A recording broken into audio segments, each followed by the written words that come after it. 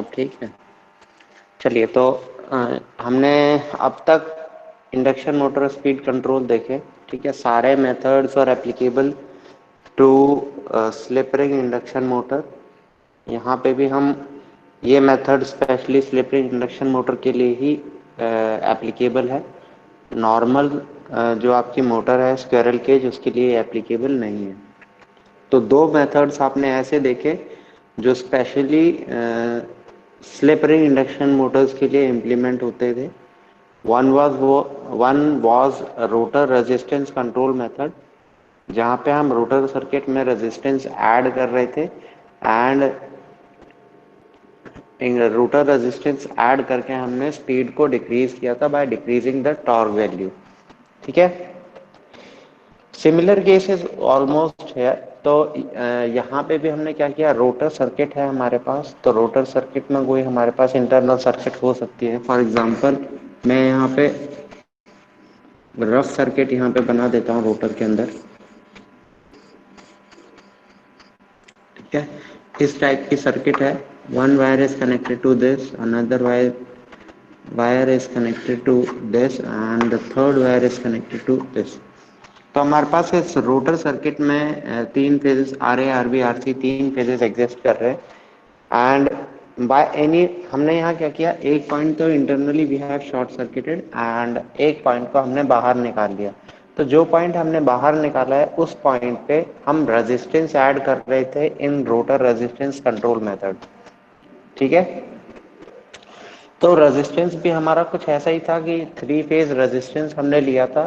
जैसे जैसे हम उसको ऐड अप कर रहे थे सर्किट में, वैसे वैसे हमारी speed of the induction motor was decreasing. अब यहाँ पे रेजिस्टेंस को ओवरकम किया है हमने। तो रेजिस्टेंस का में प्रॉब्लम क्या थी, आई स्क्वायर आर लॉसेस ज्यादा होते थे। तो अगर हम किसी तरीके से उन आई स्क्वायर आर लॉसेस को डिक्रीज कर दे एंड तो मतलब डिक्रीज करने के बाद होगा क्या, हमारे पास जो आई स्क्वायर आर लॉसेस यहाँ हो रहे थे अब तक, अब वो आई स्क्वायर आर लॉसेस किस में कन्वर्ट हो जाएंगे, हमारे मतलब हट जाएंगे। तो हमारे पास efficiency of the entire this method is increase. तो वो इंक्रीज करने के लिए हमने क्या किया, हमने जो भी हमारे पास यहाँ से सप्लाई मिल रही थी हमारे पास,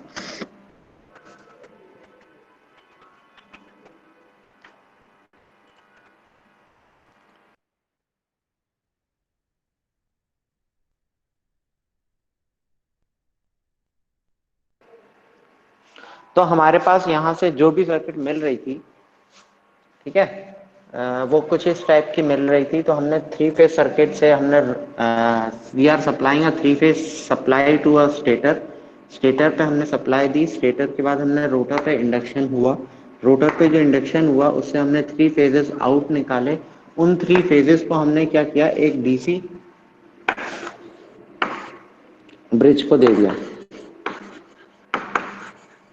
ठीक है, या ये कह लो this is my DC rectifier. ठीक है, तो इसने क्या किया, इसने डीसी रेक्टिफायर को हमने सप्लाई कर दिया। तो अब जो भी पावर मेरी डेवलप हुई होगी वो इस पावर यहाँ पे वो पावर ऑब्टेन हमें मिल जाएगी। तो जो भी करंट वैल्यू होगी वो हमें यहाँ पे मिल जाएगी। ठीक है, तो any of the two diodes would be active during this. कोई भी दो डायोड यहाँ से एक्टिव होंगे एंड स्पेशली पावर डायोड्स हमने यूज किए हैं। तो पावर डायोड्स जब एक्टिव हो गए, अब सिंस हम यहाँ पे सप्लाई जो दे रहे हैं दैट इज 50 हर्ट्ज, यहाँ पे स्लिप होने की वजह से सपोज हमारे पास स्लिप है 5% स्लिप, तो 0.05 होने की वजह से यहाँ पे जो रोटर पे फ्रीक्वेंसी डेवलप हुई एस एफ आर, तो that will be equal to S times F S which is equal to slip कितनी है हमारी 0.05 multiplied by 50, that is approximately equal to 2.5 hertz. तो यानी ये जो फ्रीक्वेंसी है वो 2.5 हर्ट्ज की है। तो 2.5 हर्ट्ज की frequency we can not supply directly to this supply 50 hertz. ठीक है, तो हमने क्या किया, इसको हमने सबसे पहले डीसी रेक्टिफायर में पास किया। डीसी रेक्टिफायर ने इसकी एनर्जी जो भी थी वो ली एंड उसके बाद हमने यहाँ पे डाल दिया स्मूथिंग फिल्टर।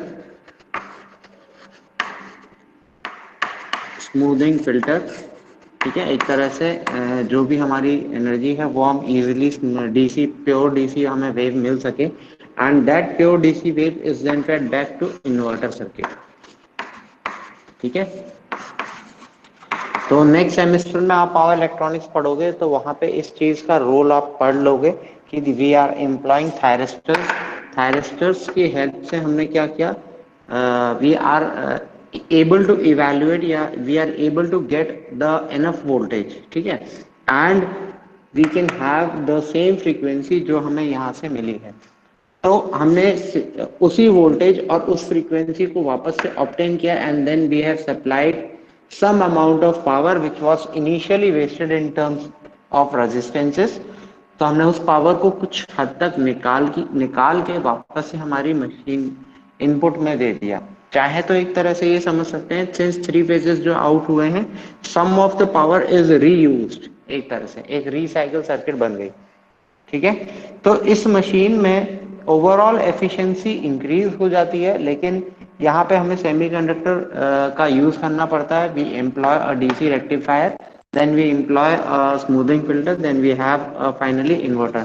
हमारे लिए सबसे बड़ी प्रॉब्लम होती है इन्वर्टर की सप्लाई जनरेट करना, ठीक है, क्योंकि थायरिस्टर्स को स्विच कराना is pretty typical over here, क्योंकि यहाँ पे लोड कम्यूटेशन नहीं होता है।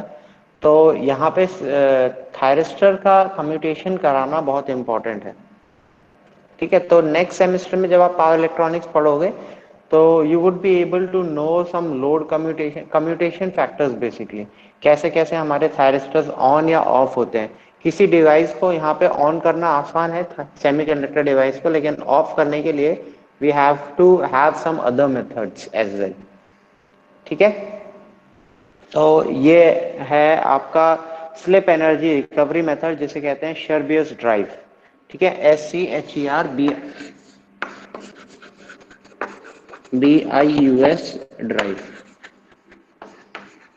ठीक है। इस तरीके से हम क्या है एनर्जी रीयूटिलाइज करते हैं, and this is what the circuit you have to make अगर कहीं पे आता है, ठीक है। सिंपल है, बस आपको समझना है क्या क्या है components. You have a DC rectifier bridge, three phase DC rectifier हमारा कुछ इस तरीके से दिखता है, ठीक है, and three phase, then you have inverter circuit. तो थ्री फेज इन्वर्टर सर्किट के लिए हमारे पास दो डायोड्स एक उसमें लगे होते हैं, ठीक है। तो कोई दो डायोड मतलब दो थायरिस्टर्स एक बार में ऑपरेट होते हैं, आइदर T1, अगर मैं नंबरिंग कर दूं T1 T2 sorry T1, then T2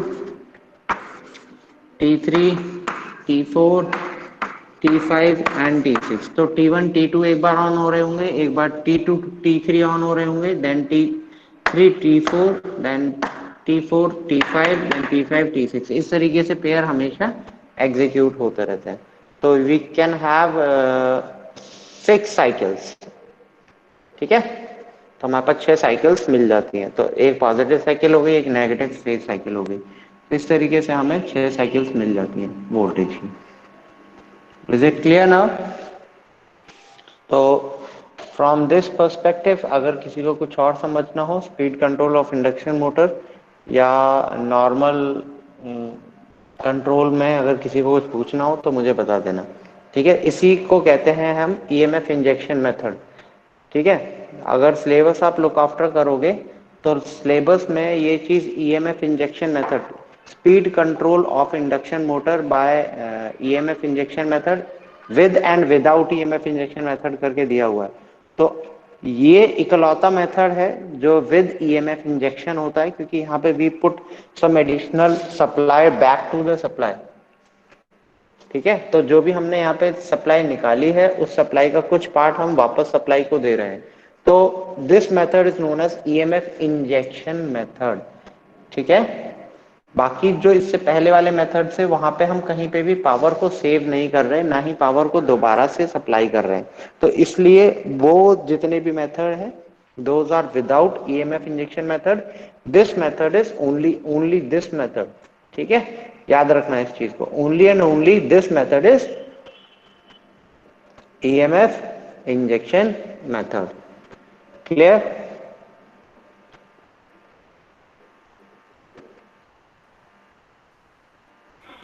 sir ये रेजिस्टेंस वाला होता है जो हमारे रेगुलेटर लग रहे होते हैं घर पे? नहीं बेटा, ये था, इसमें एक थायरिस्टर लगा रहता है, उसकी फायरिंग कंट्रोल करते हो आप। जो नॉर्मली आजकल छोटे वाले वो आ रहे हैं, जो आपके तो छोटे वाले जो ऑन ऑफ करने वाले हैं, वो मॉसफेट बेस्ड या थायरिस्टर बेस्ड हो सकते हैं। मॉसफेट्स भी आजकल यूज किए जाते हैं। मॉसफेट सिंस नॉर्मल मॉसफेट नहीं है इसमें, क्योंकि नॉर्मल मॉसफेट क्या है, केवल 10-12 वोल्ट तक काम करता है, 24 वोल्ट तक काम कर लेगा ज़्यादा से ज़्यादा। ठीक है, बट यहाँ पे आपको जब 220 वोल्ट पे ऑपरेट करना है, तो you need some other things. तो यहाँ पे हम पावर मॉसफेट का यूज करते हैं। ठीक है, जो लगभग लगभग 1000 वोल्ट तक हमें सप्लाई प्रोवाइड कर सकता है। तो power MOSFETs are used in normal regulators जो अब आप देखते हो। पहले यूज करते थे हम, बहुत earlier we use to have resistance based this speed control techniques. अब हम power electronics based speed control techniques use करते हैं even at our homes. Clear? एक चीज समझ आ गई? हाँ सर। चलिए, और एनीथिंग एल्स एल्स?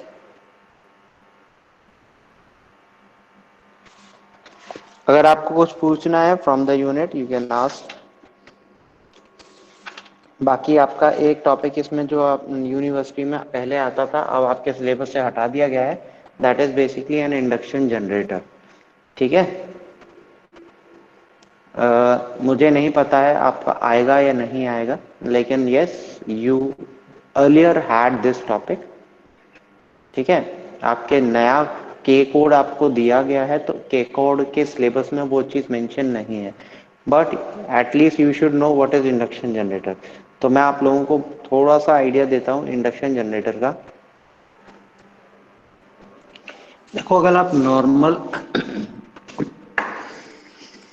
नॉर्मल आप स्पीड टॉर्क कर्व देखो, ठीक है, तो हम normal speed torque curve normally plot करते हैं अप टिल हेयर, जहां पे हम एनएस तक लेके जाते हैं। वी स्टार्ट आवर जनरेटर, ठीक, sorry, we start our machine, इस पॉइंट से हमने स्टार्ट किया, and we go up to a maximum value of torque, ठीक है, at some speed, and then we have a decreasing value up till NS. ठीक है, तो हमारे पास ये है, हमारे पास टॉर्क स्पीड कैरेक्टरिस्टिक्स। ठीक है, अब क्या हुआ,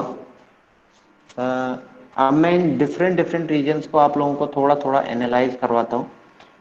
अब इसके बाद क्या होता है, मैंने अपने जनरेटर को, what happens if I excite my generator, मैं किसी एक्सटर्नल डिवाइस से, यहाँ तक वो नहीं जा सकता, एम आई राइट, वो मैं जनरेटर, सॉरी, हमारे पास मशीन इस सप्लाई तक वो कभी नहीं पहुंच सकती। लेकिन अगर हम एक्सटर्नली उस मशीन को इस सप्लाई से ज्यादा तेज रोटेट कराएं, फॉर एग्जांपल हमारे पास 4 पोल मशीन है, 50 हर्ट्ज सप्लाई हम उसको दे रहे थे, एंड 50 हर्ट्ज सप्लाई पे ही, ठीक है, suppose I excite this speed more than 1500 RPM, इससे ज्यादा लेके जाऊंगा, तो क्या होगा, दिस इज बेसिकली मोटरिंग। इस रीजन को कहते हैं मोटरिंग रीजन। ठीक है, जैसे ही मैं इससे ऊपर ज्यादा लेके जाऊंगा, this curve is a sinusoidal curve. ठीक है, ये वाला पोर्शन रिपीट होने लगेगा। इसकी क्या है, इस पॉइंट के बाद इसकी रिफ्लेक्शन आने लगेगी नेगेटिव डायरेक्शन में। तो इस पॉइंट के बियॉन्ड जब मैं मशीन को लेके जाऊंगा, तो machine behaves as my generator. ठीक है, तो induction generator is basically a machine which operates above synchronous speed. ठीक है, जैसे ही मैं एक मशीन को सिंक्रोनस स्पीड से ज्यादा लेके जाऊंगा, ठीक है, I am supplying a mechanical energy to it, तो मैं क्या कर रहा हूं, मैं इलेक्ट्रिकल एनर्जी डेवलप कर रहा हूं। ठीक है, एम आई क्लियर? ये चीज थोड़ी सी क्लियर हुई बेटा? हाँ सर। चलिए, बेसिकली इंडक्शन जनरेटर हमारा इस रीजन में ऑपरेट होता है, ऑपरेटिंग रीजन, ठीक है। एंड इंडक्शन मोटर हमारी इस रीजन में ऑपरेट होती है, ऑपरेटिंग रीजन OR से सिंपली रिप्रेजेंट कर देता है, ठीक है। तो इंडक्शन मशीन मोटर यहाँ, इंडक्शन जनरेटर हमारा यहाँ। तो up till this point for example हमारी मशीन इंडक्शन जनरेटर की तरह बिहेव करेगी, अबव दिस पॉइंट भी करेगी, लेकिन अमाउंट ऑफ टॉर्क जो है वो कम डेवलप करेगी, ठीक है। हम टॉर्क डेवलप कम करना, इसका मतलब क्या है, मैकेनिकल इलेक्ट्रिकल एनर्जी पूरी तरह से नहीं मिलेगी आपको। तो जब हम मशीन को सिंक्रोनस स्पीड से ऊपर लेके जाएंगे तो हमारा मशीन जनरेटर के तौर पे काम करेगा, लेकिन you are not supplying any supply to rotor, तो how come this will behave as a generator. आप अगर सिंक्रोनस जनरेटर की बात करें तो सिंक्रोनस जनरेटर में क्या होता है, सिंक्रोनस जनरेटर में हम सप्लाई करते थे डीसी, ठीक है। तो डीसी सप्लाई देने से फील्ड हमारी थी, लेकिन हेयर इन आर केस अब यहाँ पे कोई भी सप्लाई नहीं है, एम आई राइट, ऐसा ही है। बट इंडक्शन जनरेटर काम कैसे करेगा, बिना सप्लाई के वो जनरेट कैसे करेगा, ठीक है। तो ये चीज मतलब थोड़ी सी इलॉजिकल लगती है सोचने में, बट लेकिन दैट इज द फैक्ट। लेकिन जब हम मशीन को ऊपर एक्साइट करते हैं तो although we are having some current before this point, am I right, हमारे पास कुछ करंट था इससे पहले, the same current is reflected over this point. अचानक से हमने क्या किया, मशीन की स्पीड को बढ़ा दिया, हमारा करंट उतनी तेजी से उस रेट से चेंज नहीं हो पाता है, तो हमारा वो करंट कुछ फील्ड डेवलप कराएगा, कुछ देर तक फील्ड डेवलप कराएगा, ठीक है। Once that field is developed, ठीक है, तो उसकी वजह से हमारा मशीन नॉर्मली उस पर ऑपरेट करता रहेगा, ठीक है, नॉर्मल जनरेटर। लेकिन इंडक्शन जनरेटर का काम क्या है, ठीक है। इंडक्शन जनरेटर बेसिकली केवीएआर को कंज्यूम करता है, ठीक है, ये केवीएआर को कंज्यूम करता है एंड इसका कुछ पार्ट किलोवाट्स में कन्वर्ट करता है। तो इंडक्शन जनरेटर क्या काम कर रहा है, it is taking reactive power and it is supplying real power, ठीक है, इलेक्ट्रिकल पावर एक तरह से, एम आई क्लियर। तो ये क्या कर रहा है मशीन, मतलब ये इंडक्शन जनरेटर आपका केवीएआर को कंज्यूम करता है of the power system at a very rapid rate and it converts into kilowatts, electrical power में हमें सप्लाई करता है, इज इट क्लियर। तो जितना ज्यादा होगा, जितना तेजी से हम रोटेट करेंगे उतना ही ये फ्रैक्शन चेंज होता रहेगा। तो हम नहीं चाहते कि हम बहुत ज्यादा चेंज लाएं, तो हम इसीलिए हम जनरेटर को केवल एक इस लो नैरो या नैरो स्पीड लिमिट्स के बीच में ही काम कराते हैं। अगर इससे ज्यादा लेके जाएंगे तो this fraction changes very rapidly. तो हम नहीं चाहते कि हमारा इसका फॉर एग्जांपल 0.1% किलोवाट में कन्वर्ट हो, तो we are wasting a lot of KVAR, ठीक है, यानी कि 0.1% केवल किलोवाट में चेंज हो रहा है, 1000 में से कितना, केवल 100 वॉट्स आपको मिल रहे हैं, ठीक है। जैसे जैसे हम इस रीजन के इस साइड रहते हैं दिस इज अप्रोक्सीमेटली 0.4 0.5 जो भी है, एक रेशियो ज्यादा होगा, ठीक है। तो अगर 1000 में से 400 वॉट्स भी मिल रहे हैं तो that is plenty for us, एक टेम्पररी टाइम के लिए we can have this amount of energy, ठीक है। तो इसलिए हम इंडक्शन जनरेटर्स का यूज नहीं कर पाते हैं कहीं भी, क्योंकि अगर ऐसा होगा तो entire KVAR of the power system is consumed, ठीक है। बहुत तेजी से केवीएआर कंज्यूम हो जाएगी। एंड अगर केवीएआर कंज्यूम हो गई तो हमारा एंटायर पावर सिस्टम मिनटों में कोलैप्स हो जाएगा। ठीक है, with in minutes this will collapse. तो इसलिए हम इंडक्शन जनरेटर को हम यूज नहीं करते हैं, लेकिन इवन देन कभी कभी हमारे पास क्या है, all of sudden we require sudden increment in power.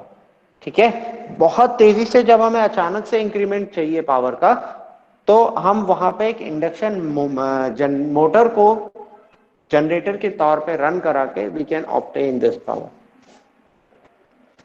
ठीक है, इज इट क्लियर? तो इंडक्शन जनरेटर क्या है? Any induction motor rotating above synchronous speed will be termed as induction generator.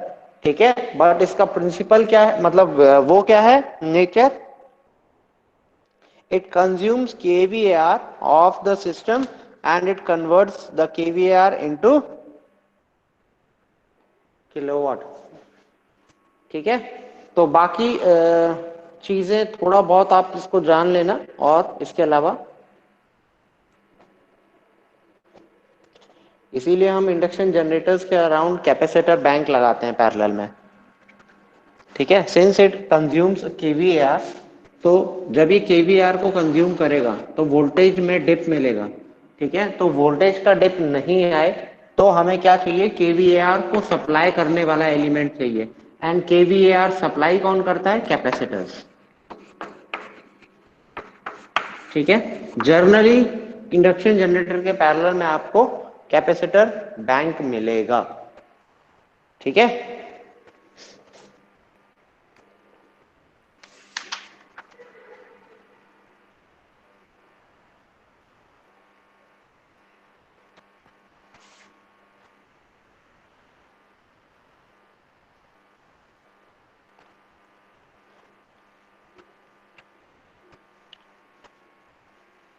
चलिए एक चीज और इसके अलावा इंडक्शन जनरेटर का एक मेजर डिसएडवांटेज और भी है। क्या? 50 हर्ट्ज की फ्रीक्वेंसी केवल ये यहां जनरेट करेगा, विच इज नॉट पॉसिबल। क्यों? क्योंकि यहां पे कोई पावर देगा ही नहीं वो। ठीक है, तो जब वो यहां पे कोई पावर नहीं देगा तो 50 हर्ट्ज कैसे जनरेट करेगा? तो induction generator basically it supplies मतलब हाई, एक तरह से कह सकते हैं frequency compare to my base, यानी कि वो ज्यादा फ्रीक्वेंसी देगा। And this frequency is dependent upon slip of the generator, क्योंकि यहां पे भी वो SF2 वाली चीज फॉलो करता है, where S is greater than, S किससे ज्यादा हो जाएगा? 1। मैक्सिमम वैल्यू ऑफ स्लिप क्या होती है? चलिए अभी छोड़ दीजिए इस कॉन्सेप्ट को, जब आप नेक्स्ट यूनिट पढ़ोगे तो उसमें थोड़ा सा आपको आइडिया लगेगा। There are two types of slips, forward slip and backward slip. ठीक है, the sum of which is 2, ये ऐसा कुछ है, वो हम नेक्स्ट यूनिट में देखेंगे। ठीक है, तो इंडक्शन जनरेटर आपको ओवरऑल समझ में आया हो, I hope.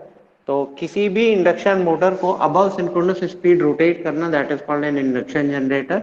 And normally the frequency क्या है? Frequency of the generator is slightly greater than normal what we require, and this also depends upon the slip। जिस जितनी तेजी से, जिस डिफरेंस से आप ऑपरेट कर रहे होगे उस डिफरेंस से भी ये डेवलप कर रहा होगा। ठीक है, एंड एक और चीज क्या, हमेशा kVAR को कंज्यूम करके वो किलोवाट्स में कन्वर्ट करता है, तो we do require a capacitor bank which supplies kVAR to this machine. ठीक है, ताकि अचानक से वोल्टेज डिप ना मिले। ठीक है, कहीं पे भी अगर आप अचानक से kVAR को कंज्यूम कर लोगे तो वहां पे वोल्टेज का डिक्रीमेंट मिलेगा, मिलेगा ही मिलेगा, फैक्ट है ये। ठीक है, वो अगर आप kVAR हटा दो तो वोल्टेज नहीं होगी, ये फैक्ट है पावर सिस्टम का। kVAR को हटाओ, आपकी वोल्टेज नहीं होगी। ठीक है, voltage profile will be zero almost. तो के वोल्टेज को मेंटेन करने के लिए हम थोड़ा थोड़ा सर एक्सप्लेन कर दीजिए। क्या चीज बेटा? सर ये केवीआर का ये थोड़ी सी डिफिकल्ट लग रहा है, कुछ आसान शब्दों में बता दीजिए।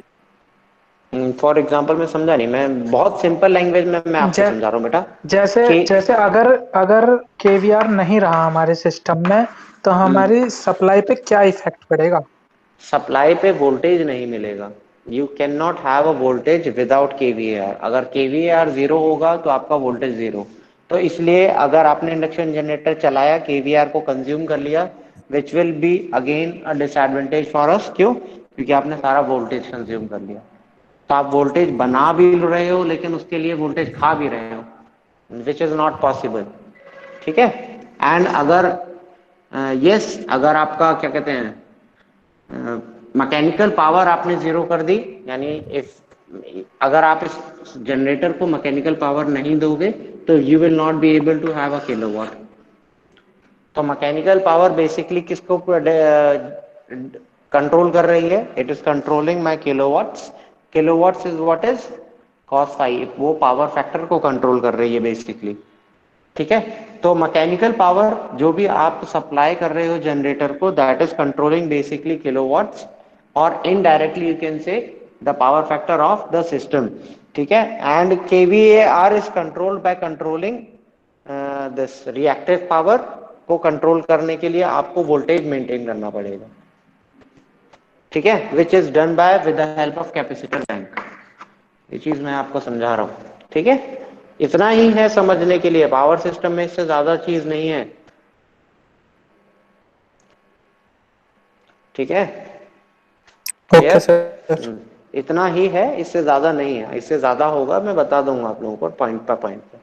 ठीक है, अभी बस इतना याद रखो कि केवीएआर को अगर आप जीरो कर दोगे तो पावर सिस्टम में you can not have any voltage. ठीक है, तो घर तक आपकी जो सप्लाई आ रही है वो केवीआर की वजह से भी आ रही है। ठीक है, तो इसलिए अगर आप चाहो कि इंटायर पावर सिस्टम में मैं यूनिटी पावर फैक्टर ले लूं, यूपीएफ ले लूं, यानी यूपीएफ का मतलब क्या है? KVAR is equal to zero. KVAR zero का मतलब क्या है? V is equal to zero. ठीक है, यू कैन नॉट मेक, इसलिए you can not have a UPF system also. ठीक है, ये हमारा पावर सिस्टम का ड्रॉबैक है कि हम यूपीएफ चाहते हुए भी नहीं ले सकते। क्यों नहीं ले सकते? क्योंकि अगर हमने यूपीएफ लिया तो हमारे पास केवीआर जीरो हो जाएगा, इसका मतलब वोल्टेज हमारे पास जीरो हो जाएगा। We can not transmit voltage. ठीक है, हम जनरेट कर लेंगे लेकिन we can not transmit voltage. तो ऐसा ऐसी ऐसे इसका करना क्या? Am I clear? तो ऐसी चीजों का हम नहीं कर सकते अपने। We can not control kVAR. Yes, हम ये कोशिश कर सकते हैं कि इस चीज को कम से कम रखा जाए। ठीक है, लेकिन अगर आप इस चीज को कम से कम रखोगे तो वोल्टेज प्रोफाइल पे इफेक्ट पड़ता है। ठीक है, अगर आपने फेरांटी इफेक्ट पढ़ा है, व्हाट इज फेरांटी इफेक्ट? पढ़ा है आपने पावर सिस्टम यस में? सर। तो व्हाट इज फेरांटी इफेक्ट, किसकी वजह से होता है? सर जब सेंडिंग एंड का वोल्टेज रिसीविंग एंड से ज्यादा हो जाता है। क्यों होता है? सर जो हमारे ये क्या नाम है पैरामीटर होते हैं ना, हाँ। RLC, तो सर उसमें कैपेसिटेंस कैपेसिटिव इफेक्ट ज्यादा हो जाता है जिसकी वजह से फेरेंटी इफेक्ट हो जाता है। कैपेसिटेंस क्या करता है? सर वो केवीआर पावर को बढ़ा देता है सर, रिएक्टिव पावर को बढ़ा देता है, अगेन वही चीज आई जिस ना। वजह से अगर हमारी आप, सेंडिंग एंड। हाँ मैं भी यही आपको समझा रहा हूँ, केवीआर को अगर आप बढ़ा दोगे तो आप वोल्टेज प्रोफाइल इंक्रीज कर दोगे, यानी वोल्टेज लेवल इंक्रीज कर दोगे। ठीक है, वो यही लॉजिक है बेटा, हर जगह घूम फिर के आप यही लॉजिक पढ़ोगे कि केवीआर अगर आप बढ़ा दोगे सर्किट में तो वोल्टेज प्रोफाइल अपने आप बढ़ जाएगा। अगर केवीआर को नॉर्मल रखोगे, एक रेंज में रखोगे, तो वोल्टेज प्रोफाइल स्ट्रेट होगा। वोल्टेज प्रोफाइल का मतलब क्या है? ये आपका हो गया सेंडिंग एंड, ये हो गया आपके पास रिसीविंग एंड। ठीक है, यहां से आपने यहां तक वोल्टेज भेजी, तो ये वोल्टेज, क्या आपको लगता है दिस वोल्टेज बिल्कुल स्ट्रेट लाइन में ट्रेवल करती है सेंडिंग एंड तक? ऐसा नहीं है, ऐसा भी हो सकती है, ऐसे भी हो सकती है, ठीक है, इट कैन बी पॉसिबल, वो ऐसे भी हो सकती है। This is what is known as voltage profile. किस टाइप से हमारी सप्लाई जा रही है,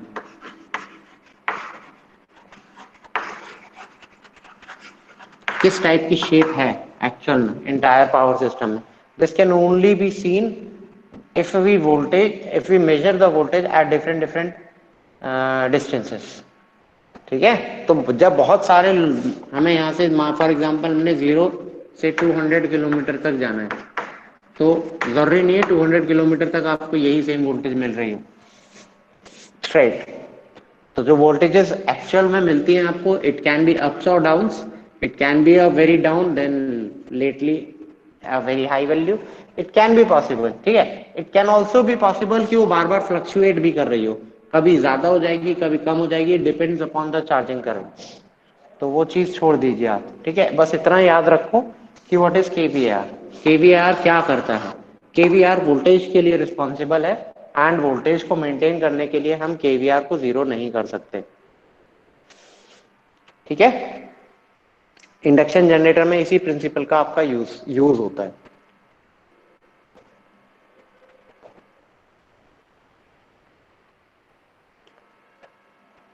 एनी क्वेरीज, कुछ पूछना है तो यू कैन आस्क मी।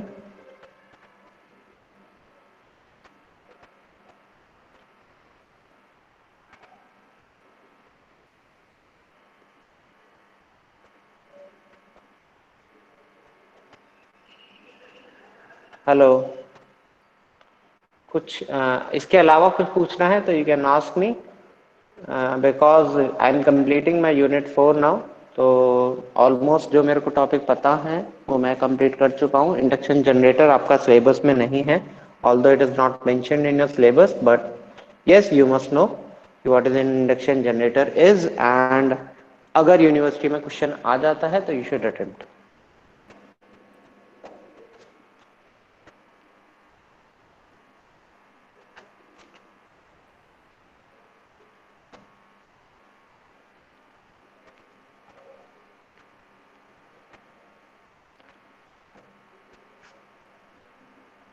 इसमें दो फेनोमेनन और थे जो मैं हमने पहले से शायद पढ़े हुए थे। One phenomenon was known as cogging, another was known as crawling. तो what is cogging and what is crawling, आपको आइडिया है? मैंने आपको पहले थोड़ा सा इंट्रोड्यूस करा चुका हूँ, I have explained you as well. उसको एक बार देख लेते हैं कि and finally we will complete unit 4।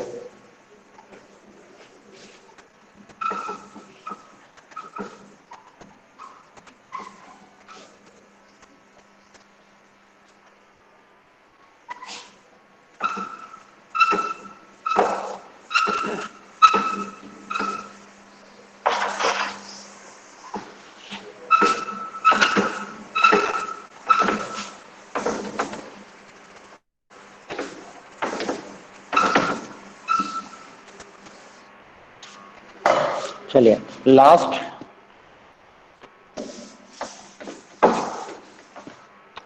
thing is some phenomena which are associated with this machine, induction machine, one of which is known as cogging। ठीक है, cogging क्या चीज है? कॉगिंग का मतलब है, कॉग मतलब होना होता है इकट्ठ, मतलब रुकना, समवेयर स्टैम्प, यानी कि रुक जाना, इकट्ठा हो जाना। तो दैट इज कॉल्ड कॉगिंग। तो कॉगिंग में भी कुछ ऐसा ही फिनोमिनन है। ठीक है, तो cogging of an induction machine में क्या होता है, मशीन का रुकना। वाई एग्जैक्टली मशीन कॉग्स, इसका रीजन बहुत सिंपल है। ठीक है, when there is equal and, ये कह लो या इक्वल, या ये कह लो integral multiples of stator and rotor teeths. हमारे पास दो कंपोनेंट्स हैं, एक रोटर पार्ट है, एक स्टेटर पार्ट है। ठीक है, तो स्टेटर पार्ट में भी हमारे पास स्लॉट्स और टीथ कॉन्फ़िगरेशन है, एज वेल एज हमारे पास जो रोटर है उसमें भी स्लॉट्स और टीथ हैं। ठीक है, तो जब हमारे पास equal number of stator as well as rotor teeth होंगे, ठीक है, सपोज मेरे पास कुछ टीथ मैंने दिखा रहा हूं स्टेटर के, and I am having a rotor teeth, ठीक है, तो this is part of rotor, this is a part of stator, ठीक है। यहाँ पे मैंने क्या क्या कंडक्टर रखा हुआ है, स्टेटर कंडक्टर, या फिर स्टेटर पे क्या होता है आर्मेचर वाइंडिंग, ठीक है, सॉरी आर्मेचर कह लो या फिर फेज वाइंडिंग कह लो, फेज कहो, आर्मेचर हम रोटर पे भी बना सकते हैं, फेज वाइंडिंग, किसी फेज की वाइंडिंग होगी आर वाई बी में, फॉर एग्जांपल आर फेज में हम ले लेते हैं, ठीक है। अब इसी तरीके से रोटर पे भी हमारे पास स्लॉट्स हैं, उसमें भी हमने कंडक्टर्स डाले हुए हैं, एंड इन कंडक्टर्स को हमने डाल दिया आर्मेचर वाइंडिंग, ठीक है, या ये कह लो ये है हमारी रोटर की वाइंडिंग, और ये हो गई हमारी स्टेटर की वाइंडिंग, ठीक है। तो हमने कंडक्टर्स हाउस कर दिए, अब क्या हुआ, हमारे पास फ्लक्स डेवलप हो गया, फ्लक्स यहां से स्टार्ट हुआ यहां तक गया, ठीक है,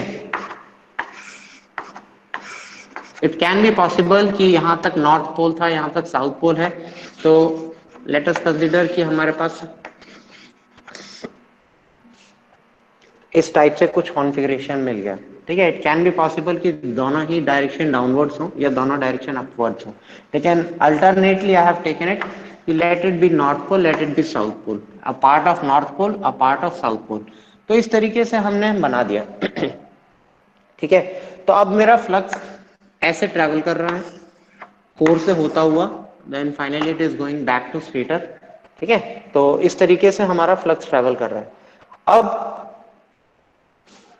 मैंने मशीन को सप्लाई दी, मशीन को सप्लाई देने के बाद मैं क्या बना रहा हूँ, I am making a cross sectional view, मैंने मोटर लिया इस टाइप से, अगर मेरी मोटर है तो I am cutting this way, तो क्रॉस सेक्शनल व्यू हम यहाँ से ऑब्जर्व कर रहे हैं। तो इस स्लॉट के पैरेलल सारे, मतलब जैसे ही स्लॉट आपको नजर आ रहा है पीछे तक एंटायर रोटर पेरिफेरी पे इसी टाइप का स्ट्रक्चर आपके पास होगा, ठीक है। अब आपने क्या किया, सप्लाई दे दी आपने स्टेटर को, स्टेटर ने फील्ड जनरेट कर दी, स्टेटर की फ्लक्स डेवलप हुई और वो इस तरीके से ट्रैवल कर रही है, यहाँ पे इंटरेक्शन हो रहा है, यहाँ पे ईएमएफ डेवलप हो रहा है, ये अपना फ्लक्स जनरेट कर रहे हैं, ठीक है। Anyhow it is mixing with this flux as well, ठीक है। अब होगा क्या, रोटर को मूव करना चाहिए, am I right? रोटर को मूव करना चाहिए क्योंकि उसको सप्लाई मिल गई, इंडक्शन मशीन है, उसको EMF is being induced and it should rotate, but the problem is, problem ये होती है कि जब यहां से यहां फ्लक्स जा रहा है तो this path is very minimum, ठीक है। तो minimum reluctance is offered to the path of flux, minimum reluctance जब मिलेगा तो this magnetization is very very strong, ठीक है। ये मैग्नेटाइजेशन स्ट्रांग हो जाता है, बहुत ज्यादा स्ट्रांग हो जाता है, तो जिसकी वजह से ये रोटर कितना भी वोल्टेज एक्साइट कर लो स्टेटर पे ये मूव नहीं करता है, am I clear? तो मिनिमम रिलक्टेंस होने की वजह से high amount of flux passes through and वो नहीं परमिट करता है कि मेरा रोटर मूव हो, क्यों, क्योंकि अगर ये मूव होगा तो डिसोसिएट होते ही some additional path has to be travelled by flux, am I right? And अगर ऐसा होगा तो reluctance has to, sorry the flux has to reduce itself, ऐसा जब high amount of resistance offer होगा तो करंट रिड्यूस हो जाता है, am I right? तो इसी तरीके से जब हाई अमाउंट ऑफ डिस्टेंस या ये कह लो high amount of reluctance offer होगा तो हमारा फ्लक्स भी रिड्यूस होगा, जो वो नहीं होने देता है, मैं क्लियर, जिसकी वजह से मेरा रोटर रोटेट नहीं करता है। इस फिनोमिनन को कहते हैं हम कॉगिंग, मशीन का रुकना, ठीक है। And why this happens, this happens जब equal number of rotor and stator teeth हों या फिर इंटीग्रल मल्टीपल में हो। फॉर एग्जांपल स्टेटर पे हमारे पास टीथ है 4, यहाँ पे हमारे पास टीथ है 8, तो क्या हो जाएगा, हर पोल के सामने दो दो आ गए। ठीक है, अगेन द प्रॉब्लम परसिस्ट। तो ऐसा भी नहीं होना चाहिए। तो ऐसा करने मतलब ऐसा हो गया, फॉर एग्जाम्पल ऐसा हो गया, तो अब इससे बच्चा कैसे जाए? बचने के लिए हम क्या करते हैं, ये क्रॉस सेक्शन है, इस क्रॉस एक एंड पकड़ा और एक एंड से रोटेट कर दिया थोड़ा सा, तो this plate now this slot is है तो किसके, it is parallel with the shaft, but थोड़ा सा स्क्यू हो गया, टेढ़ा हो गया, तिरछा हो गया। तो जब भी आप इंडक्शन मोटर के रोटर को, किसी भी मोटर को निकालोगे, तो यू विल ऑब्जर्व कि फॉर एग्जांपल अगर हम लेटरल सेक्शन का व्यू बनाते हैं, ये मान लीजिए शाफ्ट है, तो हमेशा स्लॉट इधर से शुरू हुआ है तो वो एंड किसी और एंगल पे होगा, सेम एंगल पे कभी भी एंड नहीं होगा। हो सकता है एक पीछे से स्लॉट आ रहा हो, वो यहाँ पे एंड, इसके सामने एंड हो रहा हो। ठीक है, तो this is what is called skewing. ठीक है, थोड़ा सा तिरछा कर देना। स्क्यू करने से हुआ क्या, कभी भी ये entire slot is not in front of this slot, क्योंकि हम इसको तो टेढ़ा नहीं कर सकते लेकिन इसको टेढ़ा कर सकते हैं। तो जब हमने इसको टेढ़ा किया तो ये कभी भी इसके सामने कंप्लीटली नहीं आया। जब कंप्लीटली नहीं आया तो क्या होगा, कभी भी हमारा कॉगिंग नहीं होगी। तो how the cogging is removed, by skewing the rotor. ठीक है, हमने रोटर को थोड़ा सा स्क्यू कर दिया, तो इसकी वजह से मेरा कभी भी जो रोटर है वो 100% स्टेटर के स्लॉट के सामने नहीं आएगा।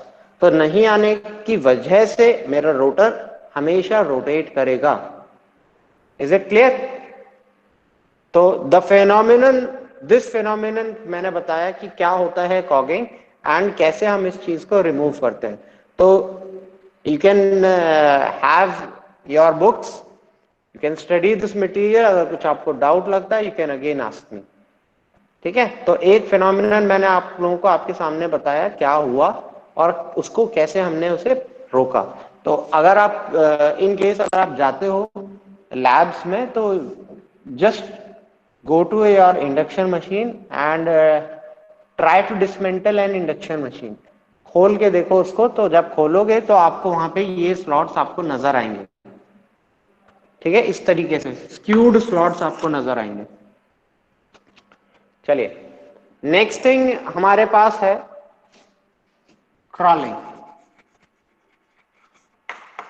What is crawling? क्रॉलिंग क्या चीज है? क्रॉल करना मतलब रेंगना। क्रॉल कौन करता है? क्रैब, धीरे धीरे चलना। तो मशीन भी जब धीरे धीरे चलती है तो उस फेनोमेनन को हम कहते हैं क्रॉलिंग। ठीक है, मशीन भी क्या होता है, कई बार ऐसा नहीं है आपने फुल वोल्टेज सप्लाई दे दी है लेकिन उसके बावजूद मेरी मशीन 100% स्पीड पे नहीं रोटेट करती है। वाई, ऐसा क्यों होता है? Whenever there is a supply containing harmonics, ठीक है, हमेशा याद रखना इसमें इफेक्ट आता है स्पेस हार्मोनिक्स का।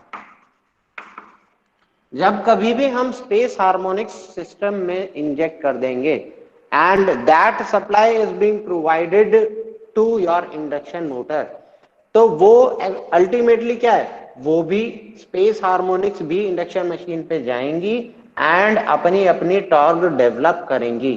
ठीक है, नॉर्मली थर्ड ऑर्डर हार्मोनिक्स या थर्ड ऑर्डर के हार्मोनिक्स के मल्टीपल्स को हम एलिमिनेट कर देते हैं with the help of delta winding. ठीक है, एक डेल्टा वाइंडिंग लेके आप थर्ड हार्मोनिक्स को एलिमिनेट कर सकते हो। लेकिन what about fifth harmonics, seventh harmonics and so on? तो for example 6K plus minus 1 harmonics वो एलिमिनेट नहीं होते हैं। ठीक है, 11th एंड 13th वो भी एलिमिनेट नहीं होते हैं इस तरीके से, बाकी सारे के सारे। लेकिन यस, जैसे जैसे हम we proceed towards higher order harmonics, the amplitude reduces to a large extent. तो इसलिए जो सबसे ज्यादा मैटर करती हैं that is 5th and 7th harmonics.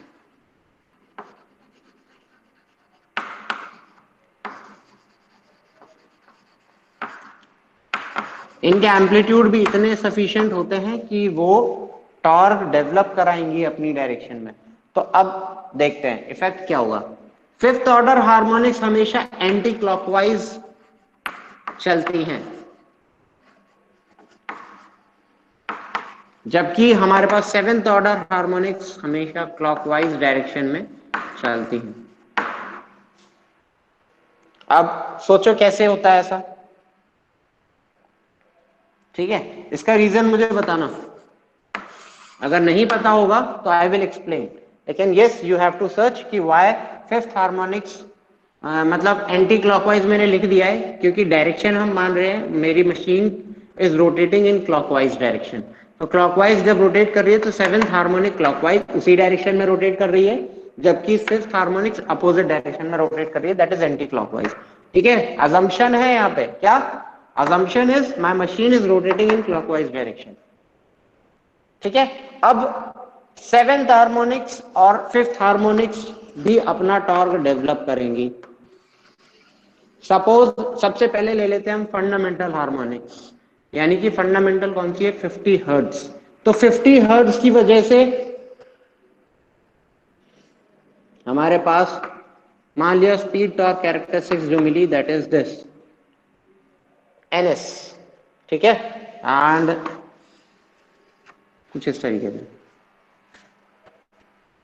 ठीक है। इसके बाद हमारे पास आई 5th हार्मोनिक जो एंटी क्लॉकवाइज यानी बैकवर्ड चल रही है, एक आई हमारे पास 7th हार्मोनिक। ठीक है, सिंस फ्रीक्वेंसी इसकी कितनी है 5 into 50 कितनी हो जाएगी 250 हर्ट्ज, इसकी कितनी है 350 हर्ट्ज। मैं क्लियर? तो इतनी फ्रीक्वेंसी होने की वजह से इसकी सिंक्रोनस स्पीड भी क्या हो जाएगी ns/7, इसकी क्या हो जाएगी ns/5। तो ये सप्लाई ऐसे चलती है,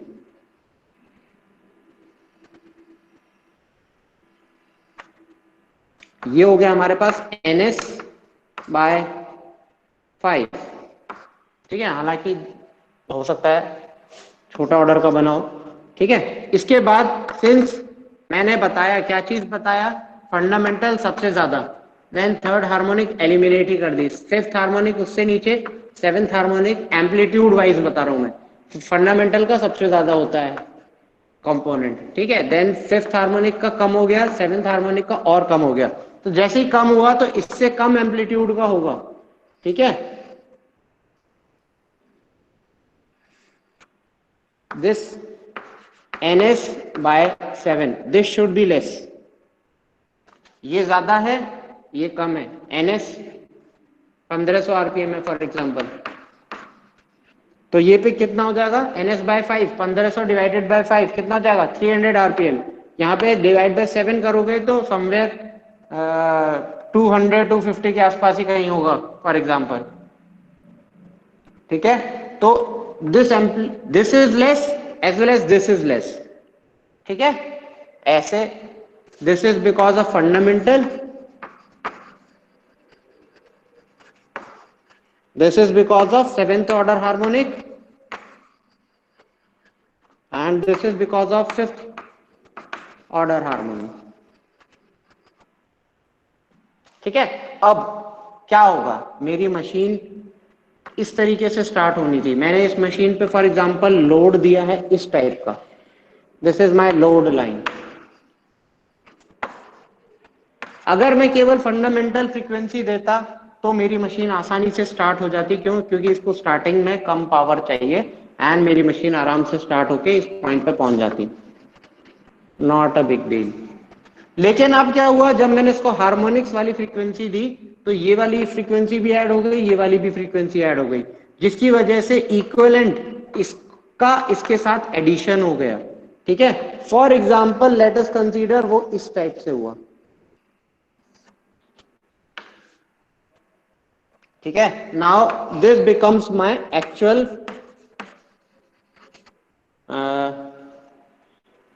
this torque, speed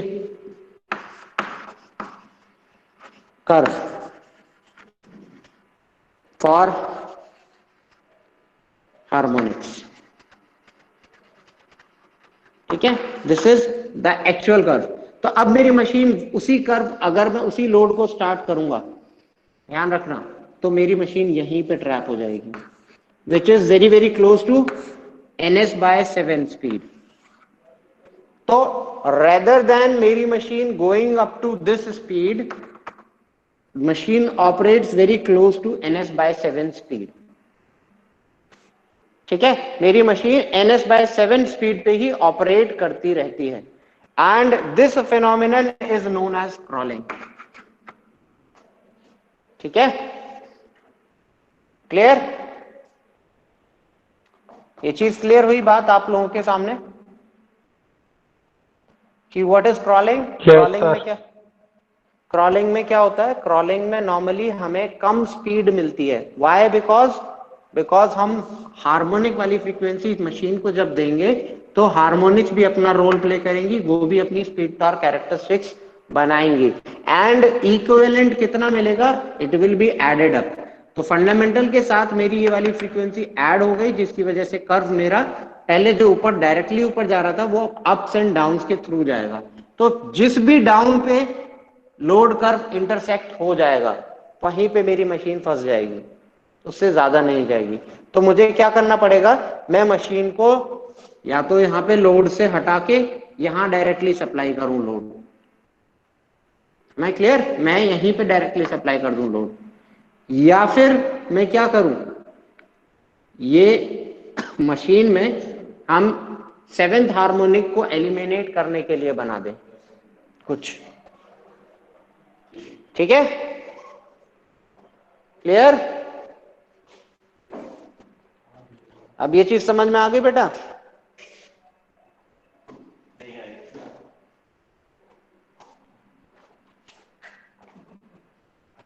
yes sir. चलिए, अगर if you further require any information regarding this तो पूछ लेना। With this note I am completing my unit 4। किसी को कुछ पूछना हो regarding 1 to 4 units you can ask me any time, ठीक है। सर एक बार ये बता देना क्या इफेक्ट आया